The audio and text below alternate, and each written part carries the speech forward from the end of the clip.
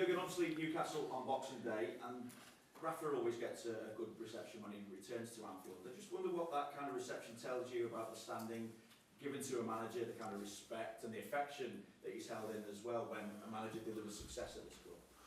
Oh, I think this club is famous to not to forget. All the supporters of this club is famous to not to forget people who did an outstanding job here.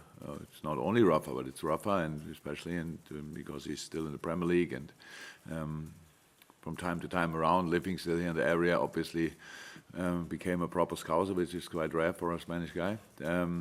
I like him. He's a fantastic manager and a really good person. So I'm happy for him that he always gets this kind of reception.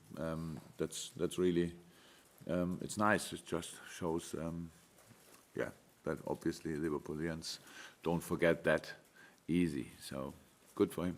Very good. In terms of this season's title race, twice when you've played before City this month, you've beaten Bournemouth and you've beaten Wolves, while they've gone on to lose at Chelsea and at home to Palace. What do you read into that? Nothing. Really? What do you read into that? Well, I just wonder whether it's just a little different for City this season because now there's a little bit of pressure on them compared to last season. You saw the 2 games they played against Chelsea? Yes. Didn't look like they felt a lot of pressure. They were outstanding in these games, and against Chelsea, if you don't finish off your situations, you can lose. That's how it is. But City was a clear better team that day. That was everybody from Chelsea as well. And Crystal Palace did an outstanding job, scored proper stunners or stunning goals, and that makes life always uncomfortable. Eh? So and then they didn't finish off, but not because of I couldn't see anything what you saw then maybe of that. So it's absolutely nothing. It's just football games. It's difficult to win football games these times, and so sometimes it works out and sometimes it doesn't work out. But I cannot see more in that than just that they were a bit unlucky in these 2 games, and that happens from time to time.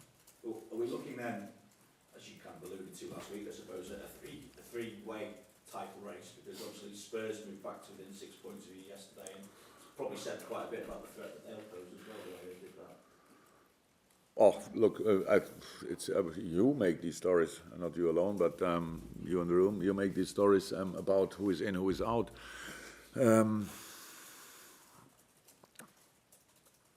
I saw the game yesterday against Everton. It was, of course, with a goal which didn't count, and then the first goal of Tottenham. That was a situation which Tottenham obviously needed yesterday because Everton played absolutely more than okay in the first couple of minutes, but then they hit pretty much everything. That was then really impressive how Tottenham did. So that the same can happen or will happen to Chelsea, to Arsenal, all that stuff. There's no decision is made. That's how it is. Why should it be? Nobody can feel safe. Nobody should feel out of the race. Whatever. That's it's just not. It's not a time to think about it actually. And for me, they were never out. So how? Why should everyone? Surprised that they are in now again. So it's just a fantastic football team, and they had. I said a few times. For me, Tottenham had the most difficult summer period, and I don't talk about not signing players because if you have the right team, you should sign players.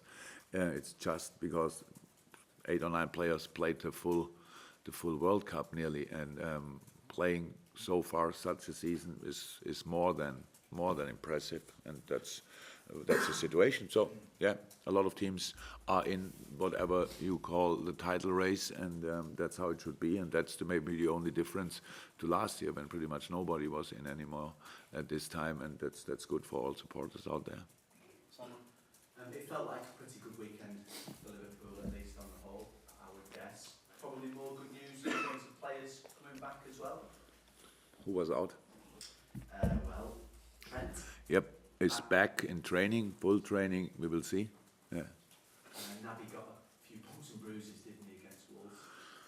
Nothing new yet, because it's pretty early today. Nobody said to me so far that he cannot train. I would expect him back in training today. You're into, I think, probably more longer term in terms of Joe and Joel. And Oh yes, no news on that front. They are still out. Yeah, no, fresh injury worries. not yet. Yeah, yeah.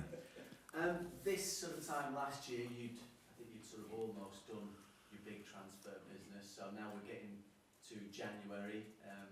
Are you happy with what you've got? Are you expecting to bring more in? No, I'm very happy. I'm very happy with that, what I've got and what I have. But it's how was that? We don't know. That's the only thing. The only little bit why I keep the door open, because if some things happen, then we need to have a look. A few more things happen, then we need to have a look, because there are coming monstrous number of games still, and that's really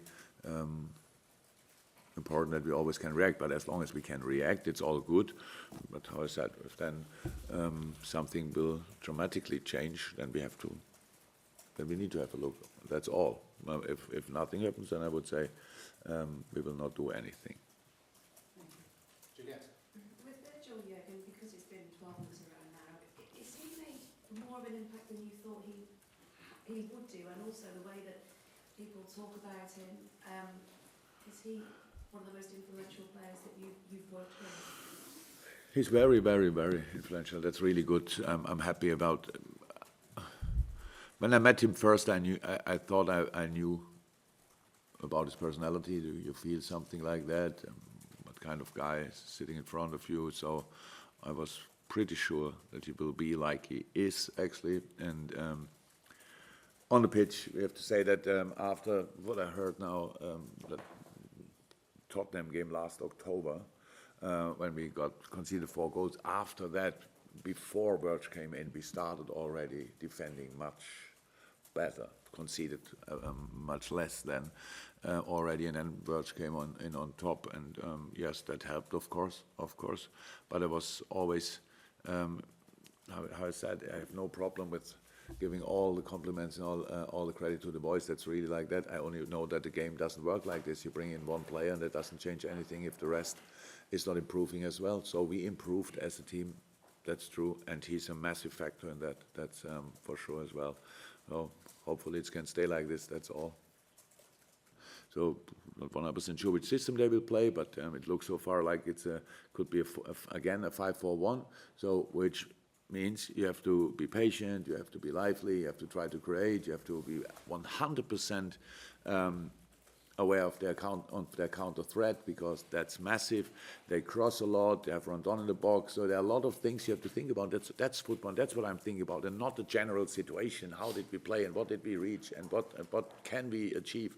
That's not interesting in that moment. We really think about Newcastle, and when that game is finished, then we can sleep twice, and then Arsenal stands in front of us. They are on their bikes from 7 in the morning to 11 at night time. So they are really ambitious as well. So that's the situation. All the rest are only stories which maybe you want to and you can think about, but believe me, I don't think a second about January or February. I think about Newcastle. So, and that's all what is in my mind. And as long as the boys can follow me on that path and you don't disturb that with asking constantly about what will happen when, everything can be fine. Yes, Carl?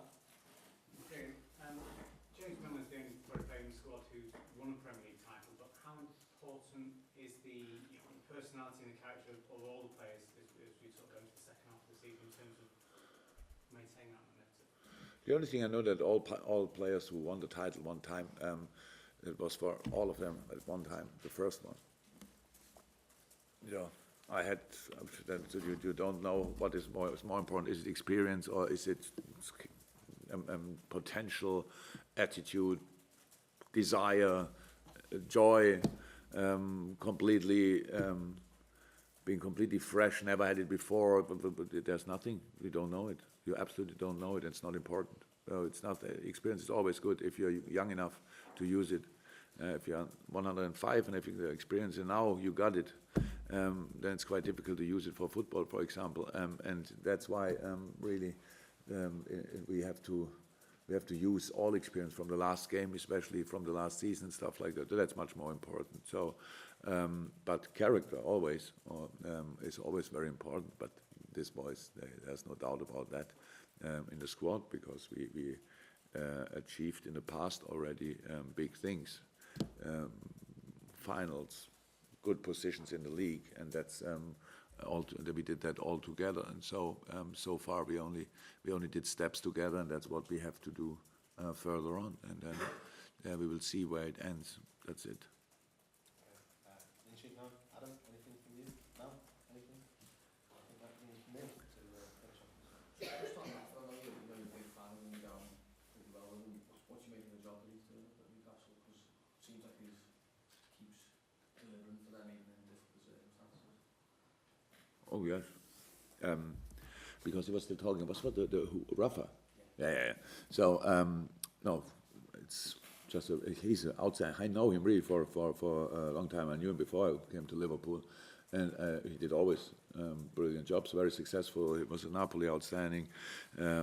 One different thing. So that's just makes him a special person. But it's I don't know too much about Newcastle. From time to time I read a little bit, and then I heard that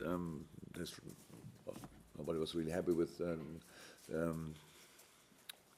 the amount of money they had to sign players. Let me say it like this, and so that's it. But Rafa is too experienced to carry that through a full season, and these emotions. So meanwhile they are really settled. They have done a good moment result-wise. A difficult start. Meanwhile they got it, and was always difficult to play against them. And Newcastle are here at home as well. So we know it will be a tough job. But the most important thing for us in these moments is really that we, with all the things, especially when you win a last game, then you have to go. That's why I knew that the Wolverhampton game was a big challenge for us. Big challenge, because playing against United, winning a few days before against United, before that against Napoli. So if you want a big stage, then going to Wolverhampton in a, not only players' mind and people's mind, it could drop focus a little bit. And I was really happy when I saw the attitude which we had for that game as well. And that's what we need: to stay angry, stay greedy, stay really in the job. And that's what we have to do against Newcastle again. That's now the third time probably where we play against a back five. So, but still always different. So we need to adapt to the different things they offer or us or have in their game. So that's all. And Rafa, with all his quality, of course, organized a defense pretty well, and that's. It's not so cool, good for him, not so good for us, but we still will try to beat it.